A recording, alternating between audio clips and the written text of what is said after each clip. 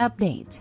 My mom, 60 female, is still pressuring me, 25 female, to add me as a third person on her new $820,000 mortgage. I really don't want to, as my husband and I are looking to buy our own home. She states doing this will build my credit for a new mortgage down the line. Original post. My 25 female mother is 60 female and her boyfriend 60 male had a house in Ottawa which was a nice home. She's always hated the home for reasons I think could have easily been renovated, like new shower tiles, new doors, or adding basic finishes to the basement. It was a new build at a time, 2017. I, as well as the mortgage advisor, advised against it, given that the new home she wanted went for $820,000 and she still had quite a lot left on her mortgage. In the end, the bank pre-approved her and her boyfriend for $500,000 with the knowledge that the rest of the fees will be covered using the profit from her old home.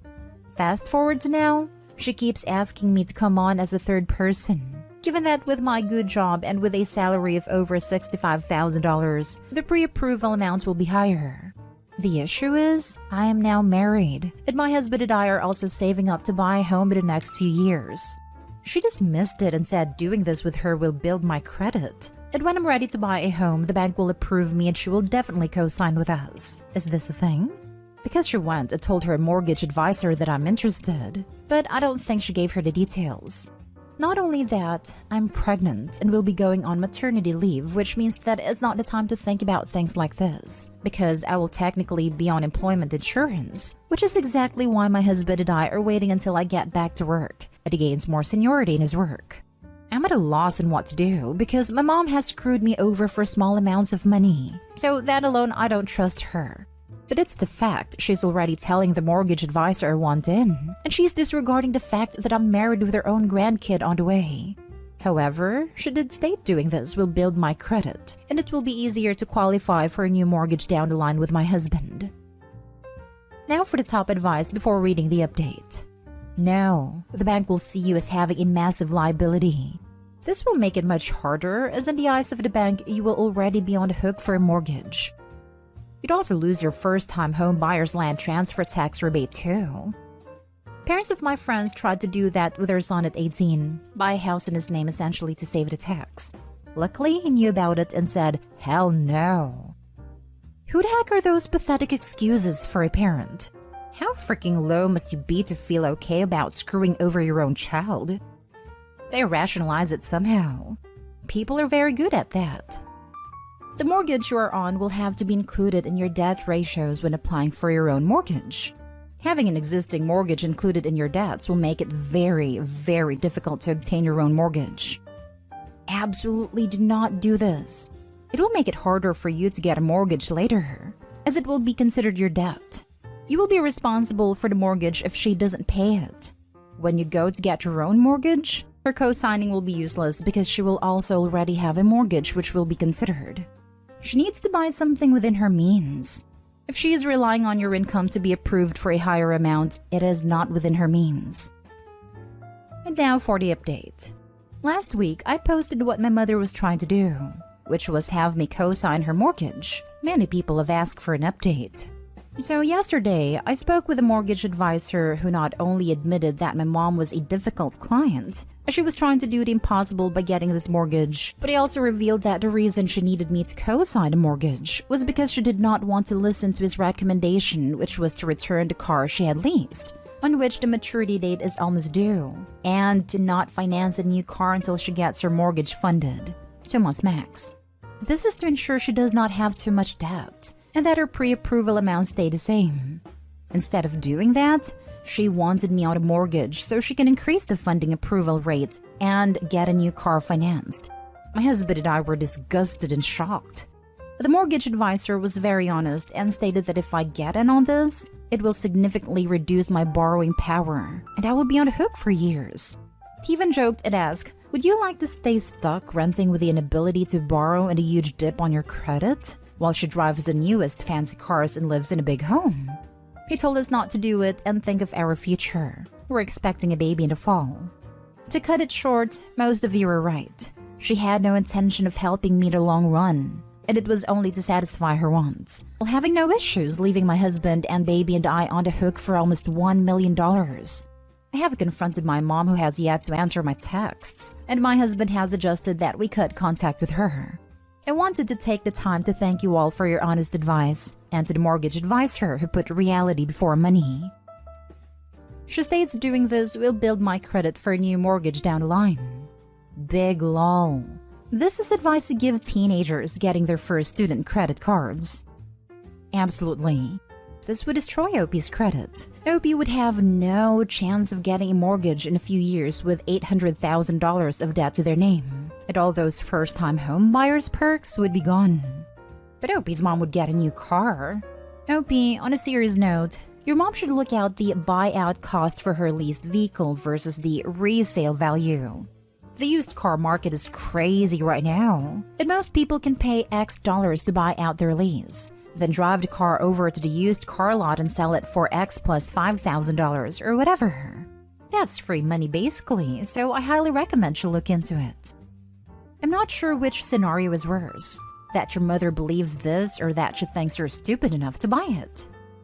1. You do not need a mortgage to build credit. Just a credit card that you never use. Paying down would suffice.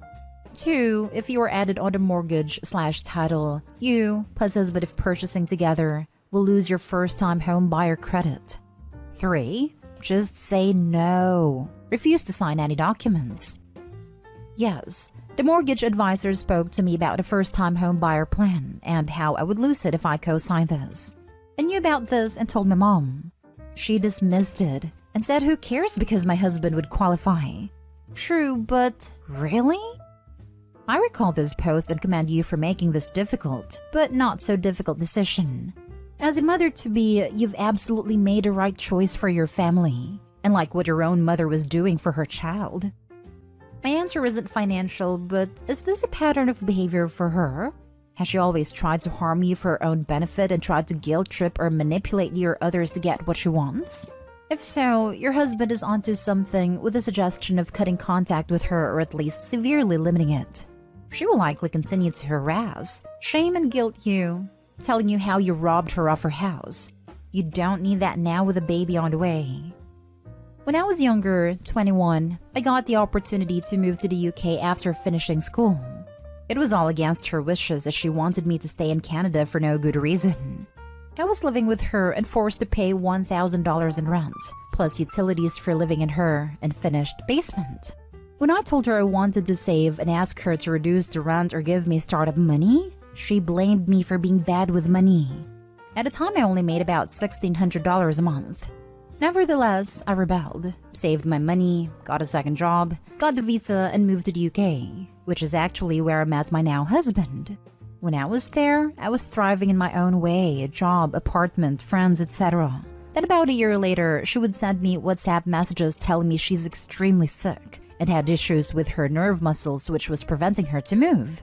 She would call me sad and crying.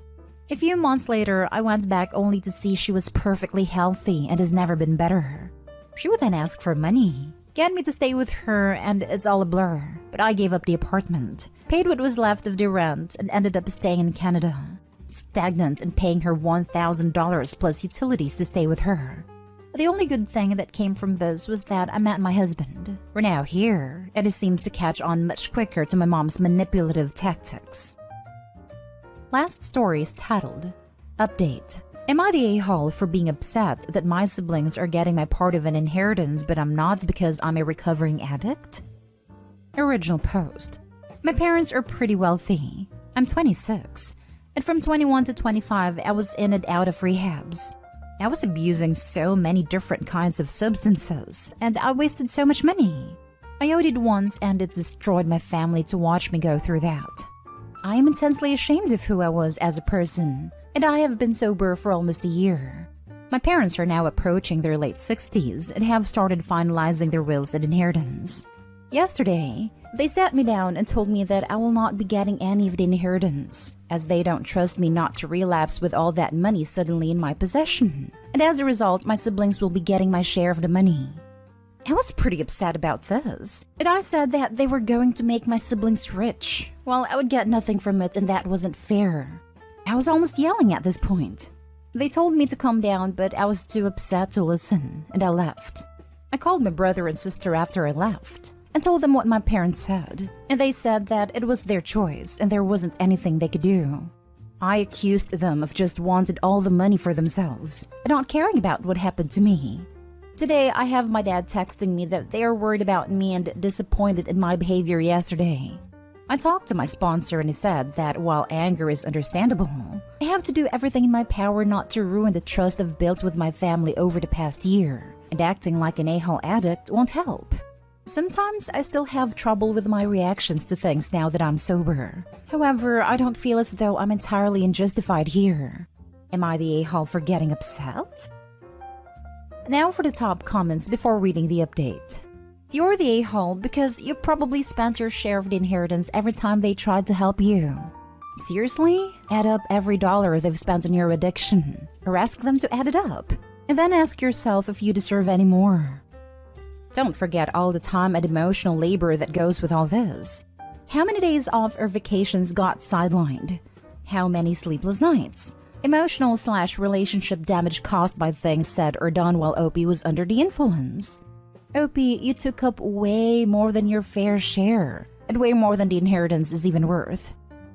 That's a fair point. As a PS, if you stay sober, your parents will treat you more responsibly over time. 1 year's nothing in recovery. Maybe several years or more down the line, when you're living a respectable life and they see that their money will go into your house, education, or something else which you have built between now and then, they will reconsider. I think timing is a major factor here. It feels like forever. You're the a-hole. Your parents are concerned for your life. Also, your parents are only 60-ish, thus there is a good chance that they will be alive for at least 10 years.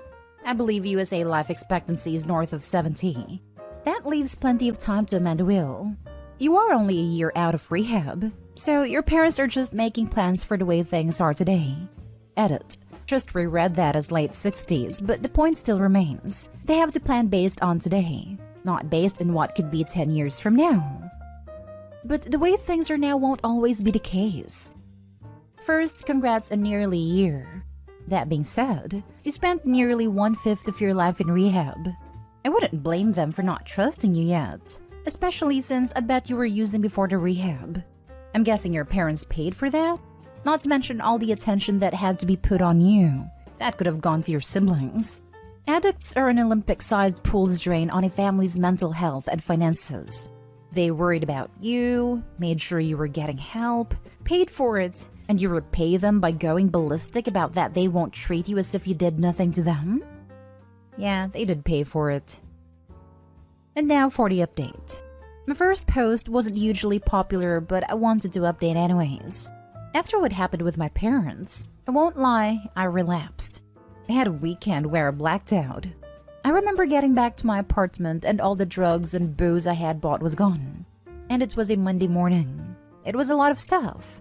I scared myself so much I ended up calling my parents saying that they were right. And I remembered everyone's advice on my last post and I apologized for how I treated them. And that they were right in not giving me any of their money. I'm now 3 weeks sober and I took Reddit's advice and made a compromise with my parents in regards to my inheritance. If I remain at least 5 years sober and submit to a bi-monthly drug test, they will reconsider my part of the money. I hope they do reconsider. I know I have a lot of work to do and I still have a lot of selfishness to overcome. But I wanted to thank everyone for helping me try to realize that. Here's to 3 weeks and more. You're 3 weeks sober. You relapsed in the past and will likely again. It's pretty normal and expected to fall back. And when you enter group therapy and MAT therapy, they will talk about this with you. You can't and won't beat this alone. You need help. And it's okay to ask for it and use the services available to you. Millions of Americans have substance problems, and it's more common than you think. But there is only one legit solution. You can't expect your family to trust you after 3 weeks. You can't expect them to trust you ever again. It's fully up to them when they will bring that trust back, and you can't do anything about that.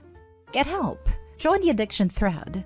Talk to an addiction doctor and get the ball rolling. They will help you with the withdrawal, family issues, and mental issues caused by the abuse. But most importantly, they will get to the core of your addiction so it can be properly addressed. 5 minutes after I took my first dose of buprenorphine, Subsolve. I never had another craving again. The withdrawal issues washed away, and when I fully gave myself to the program, fully stopped self-diagnosing myself and let the professional doctor do what they are trained in, soon I was honest to them and me. The process became insanely easy. When you fight it, when you try to justify it, when you lie to your doctor or think you know your body best, then you fail. Your parents owe you nothing. It seems like they already saved your life once and spent a lot of money doing it. Make your own money. Not everyone has rich parents. You should just appreciate their unconditional love. They worked hard their whole lives for their money. You were not entitled to it, even if you were sober.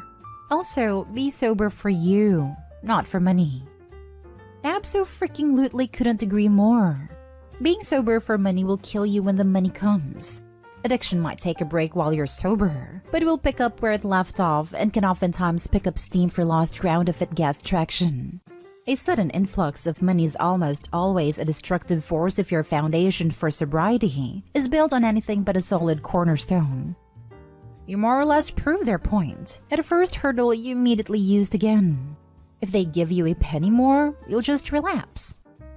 Way to completely miss the emotional impact of your parents saying they have no faith in you. They could have put the money in a trust and made it accessible in small amounts, conditional on verified and continuing sobriety. They could have not given anything, but cited the fact Opie had already spent his share of the inheritance and all the rehab and care during their bad years.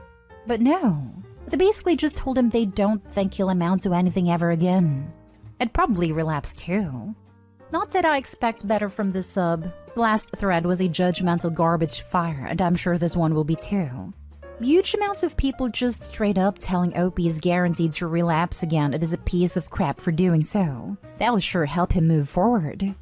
It's one thing to tell someone to adjust expectations and prepare for a struggle to maintain sobriety. It's quite another for hundreds of people to crap all over the vulnerable person at their lowest point.